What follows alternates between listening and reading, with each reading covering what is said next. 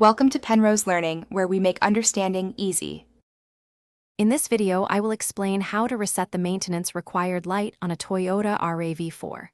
First, insert your key into the ignition and turn it to position 1, which is just before starting the engine. Next, push and hold the trip meter reset button on your dashboard. While holding the button, turn the key to position 2.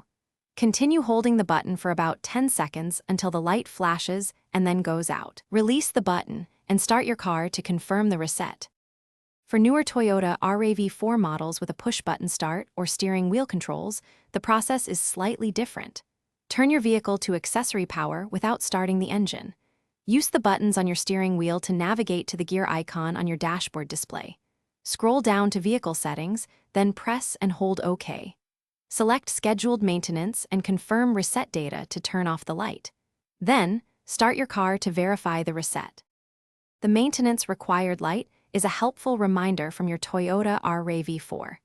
It usually illuminates every 5,000 miles to signal that routine service, such as an oil change, is due.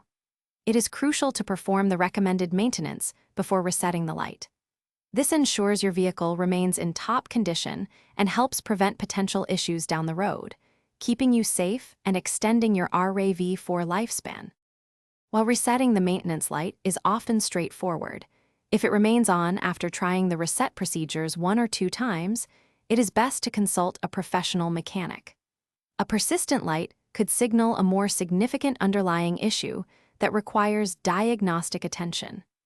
Regular preventative maintenance, including oil changes and fluid checks every 3,000 to 5,000 miles, is the best way to keep your RAV4 running smoothly and avoid unexpected warning lights.